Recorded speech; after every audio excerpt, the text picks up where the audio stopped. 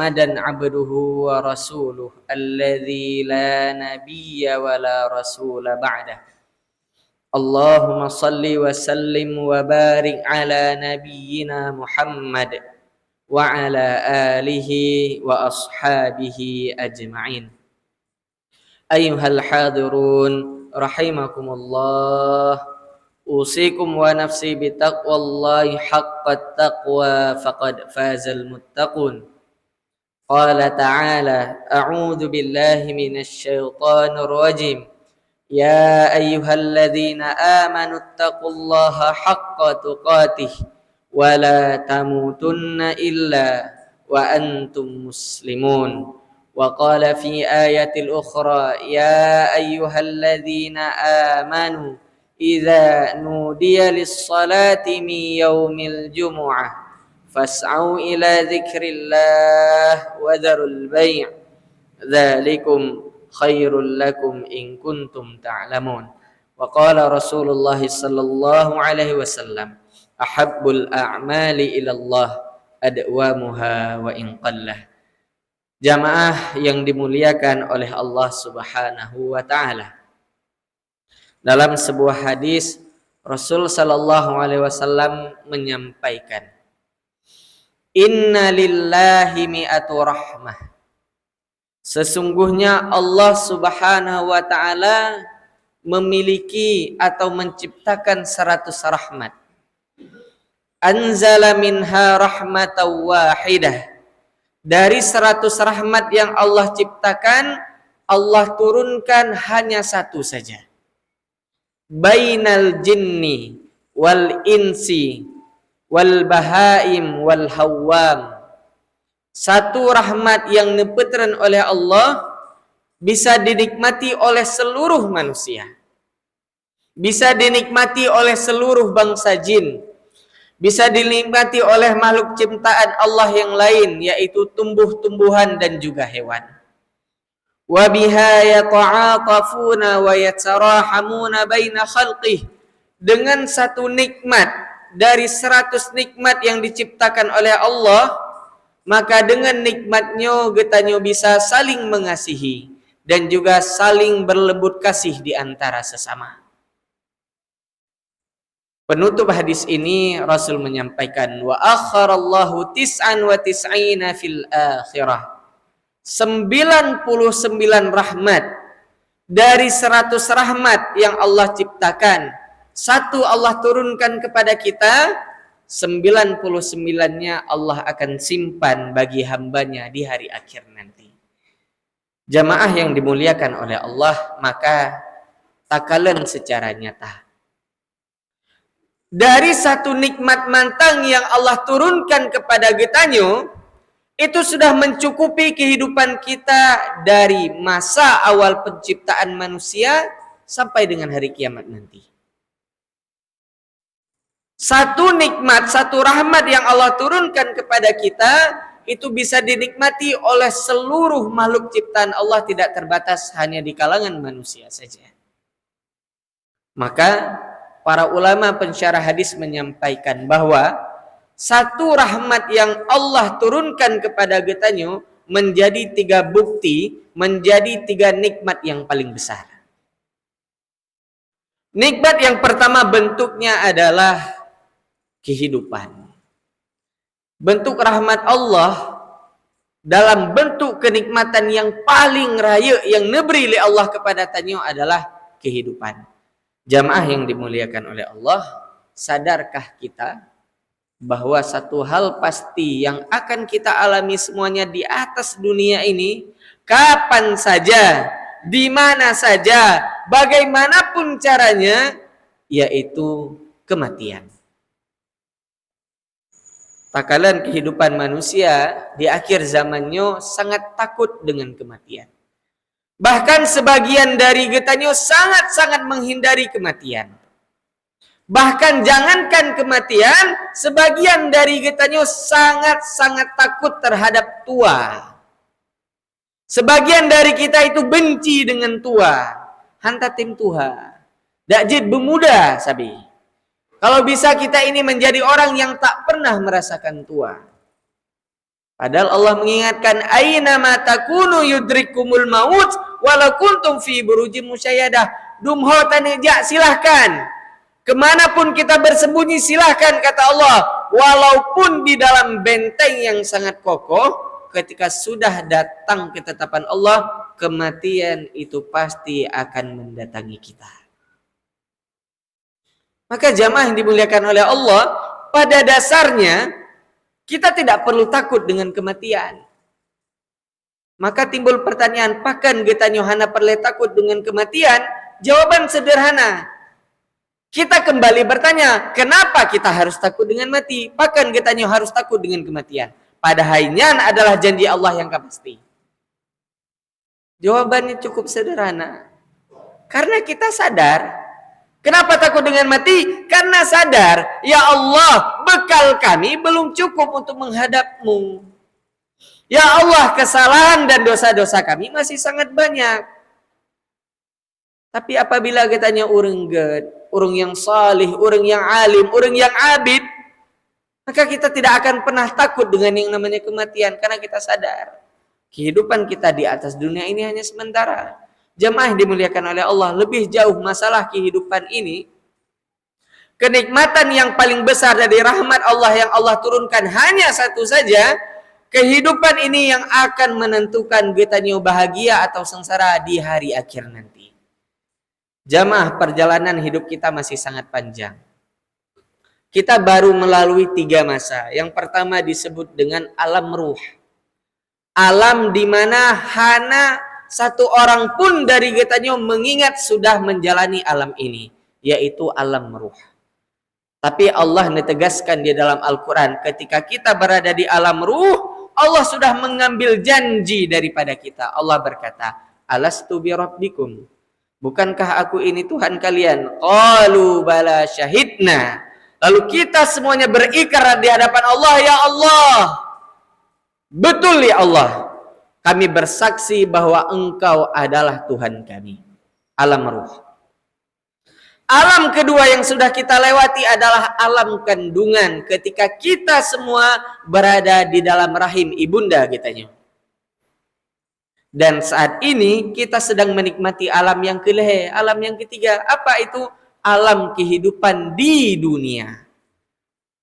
Jamaah rahimakumullah, setelah ini yang tengah kita nikmati jino, yang saat ini sedang kita jalani, semua kebahagiaan di depan itu ditentukan dengan yang kita jalani sekarang. Tidak ditentukan dari alam ruh, tidak ditentukan dari rahim siapa kita lahir, tidak. Tapi kebahagiaan kita ditentukan dengan sekarang, yang saat ini sedang kita jalani. Setelah alam ini, kita akan menghadapi yang namanya kematian. Kita akan menghadapi yang namanya hari kebangkitan atau yaumul ba'ats. Kemudian kita akan dikumpulkan oleh Allah di padang mahsyar. Kemudian kita akan dihisab oleh Allah Subhanahu wa taala. Kemudian akan ditimbang amalan kita oleh Allah. Sampai akhirnya Allah akan memantapkan dan menetapkan kepada kita, apakah kita akan menjadi penghuni surga atau sebaliknya kita akan menjadi penghuni neraka. Nauzubillah. Maka perjalanan kita itu masih sangat panjang. Dan yang menentukan kita bahagia atau tidak perjalanan yang masih panjang ini adalah apa yang sedang kita alami saat ini, yaitu nikmat udip. Jamaah yang dimuliakan oleh Allah Subhanahu wa taala, kita harusnya merasa takut ketika Allah berikan kesempatan hidup, tapi ternyata kesempatan hidup ini tidak bisa dimaksimalkan. Para ulama sudah mengatakan, man 'asha 'ala syai' fa huwa mata 'alaihi. Seseorang akan diwafatkan oleh Allah sesuai dengan kebiasaan. Allah akan mencabut ruh kita, nyawang kita sesuai dengan kebiasaan yang kita pubut. Maka akan takalan gurai-gurai kita orang-orang yang salih meninggal dalam keadaan tengah menyampaikan kajian, sedang mengimami salat, sedang mengumandangkan azan. Nah, sebagian dari kita meninggal paken tertangkap karena korupsi, tertangkap menjadi tersangka, hana siap, kenang serangan jantung, meninggal. Begitu pula generasi muda punya kebiasaan balapan sepeda motor, balapan Honda yang tak jalan, bak gampung, cukup 33 Honda. Allah takdirkan meninggal dengan kecelakaan. Karena Allah sudah menakdirkan hal seperti itu. Getanyo mandum akan diwafatkan oleh Allah sesuai kebiasaan. Menyo kebiasaan tanyo gat, insya Allah akan mendapatkan husnul khatimah. Sebaliknya kebiasaan kita buruk, su'ul khatimah akan menanti kita. Jamaah yang dimuliakan oleh Allah. Maka bentuk rahmat Allah, saboh yang diputran oleh Allah, menjadi 3 kenikmatan yang paling besar. Dan kenikmatan yang paling besar tersebut adalah nikmat hidup. Allah menteng neberi kesempatan, maka jangan disia-siakan. Yang kedua, jamaah rahimakumullah, bentuk nikmat yang paling besar dari satu rahmat yang diputran oleh Allah kepada kita ini adalah Allah netitipkan iman dan Islam di dalam hati kita nyaman. Jamaah yang dimuliakan oleh Allah, walaupun mungkin ayah kitanya seorang tengku, seorang walid, seorang guru semebut, seorang ulama yang sangat masyhur, belum tentu ilmu itu terwariskan kepada anak. Belum tentu juga kesolihan terwariskan kepada anak. Dan belum tentu juga keimanannya sama seperti ayahnya. Jamaah yang dimuliakan oleh Allah, Nabi kitanya, Nabi Muhammad, yang ditegur oleh Allah berulang kali di dalam Al-Quran perkara iman, perkara hidayah. Pertama, Nabi Muhammad ditegur oleh Allah perkara pakan. Kita tahu sejarah pakan Nabi Muhammad nebaca kunut. Kenapa Rasulullah itu membaca kunut di dalam sholatnya? Kita tahu sejarahnya. Dan Rasulullah baca kunut tidak hanya ketika sholat subuh.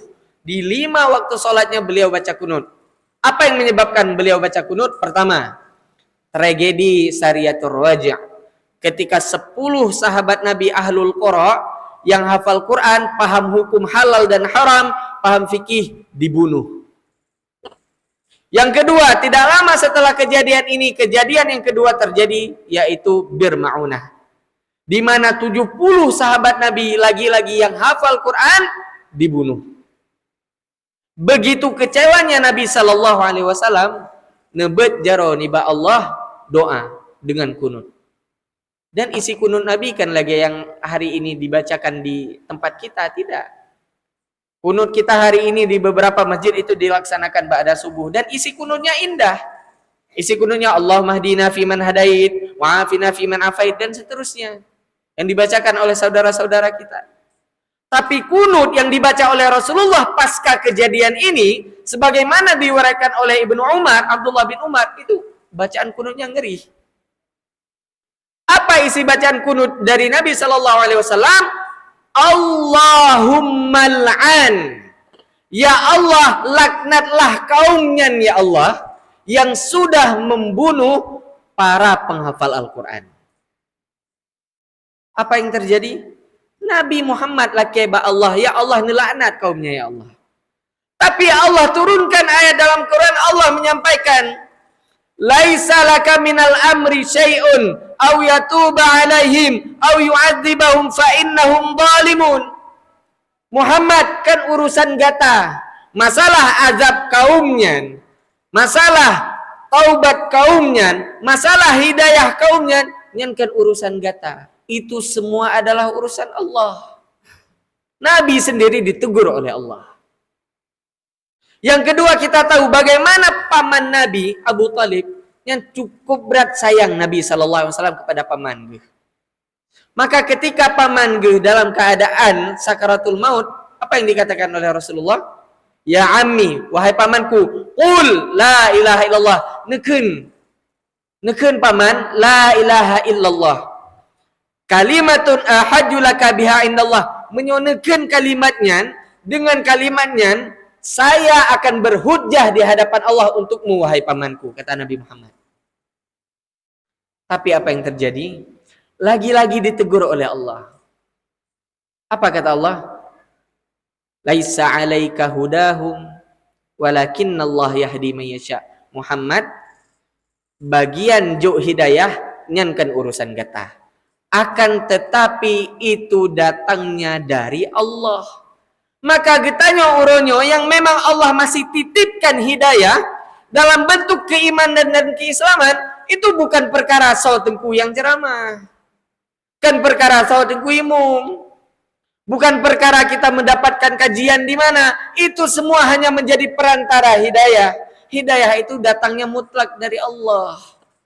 Allah yang juk kepada kita nyo. Maka kita kalian so yang sembahyang Jumat karena Allah mentang menuju oleh Allah hidayah.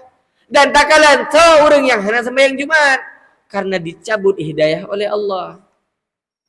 Jamaah rahimakumullah, lebih jelas loh dalam sebuah hadis Nabi mengatakan, orang yang tengah mezina dan dia sedang menikmati zinanya, pertanyaan, pakan bisa orang Islam sedang berzina dan bisa menikmati zinanya? Pakan? Nabi mengatakan, karena ketika orang Islam yang tengah menzinanya dan tengah menikmati zinanya, pakan dia bisa menikmatinya, dicabut hidayahnya oleh Allah pada saat itu. Dia lupa siapa Tuhannya, dia lupa dengan keimanannya, dia lupa dengan agamanya, sehingga dia bisa menikmatinya. Dan itu terjadi pada kita semua. Apapun keburukan yang kita lakukan dan kita bisa menikmatinya, hati-hati. Itu pertanda Allah sedang mencabut hidayah ini dari kita. Jamaah rahimakumullah, sederhana menung. Menyo selama ini kita nyo berfikir bahwa hanalung jauh masjid, hanalung sembayang nyan karena kehendak lung.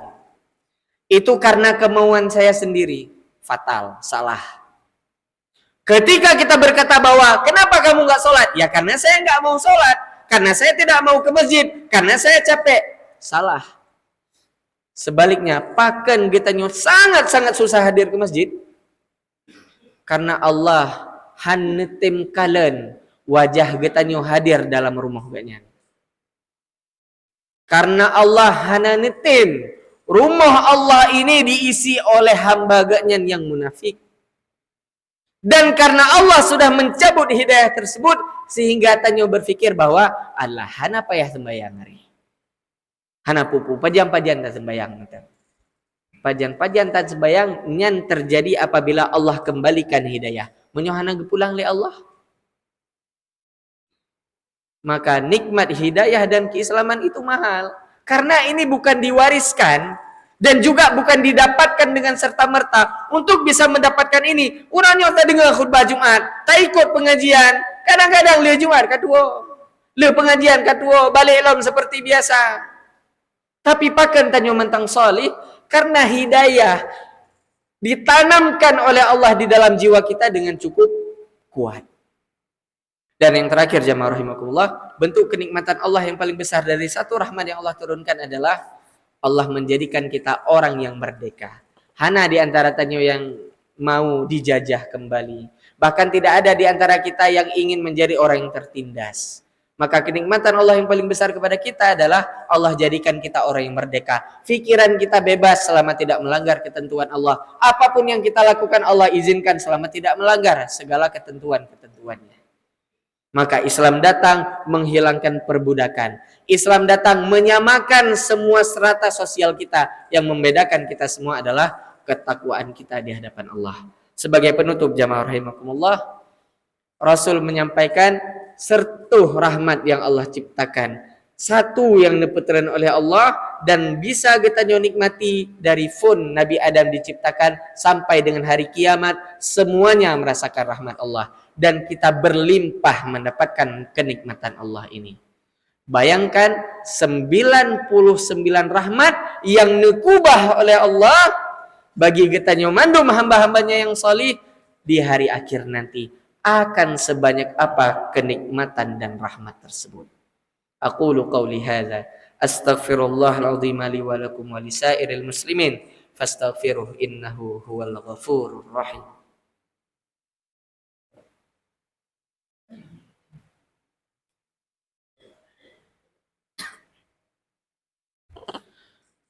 Alhamdulillahilladzi hadana li hadza wa ma kunna linahtadiya laula an hadanallah.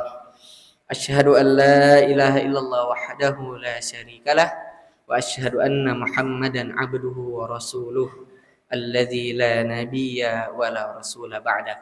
اللهم صل وسلم وبارك على نبينا وحبيبنا وشفيعنا ورسولنا محمد وعلى آله وأصحابه أجمعين. أيها الحاضرون، أوصيكم ونفسي بتقوى الله حق التقوى فقد فاز المتقون. قال تعالى: إن الله وملائكته يصلون على النبي يا أيها الذين آمنوا صلوا عليه وسلموا تسليما. اللهم اغفر للمؤمنين والمؤمنات والمسلمين والمسلمات الأحياء من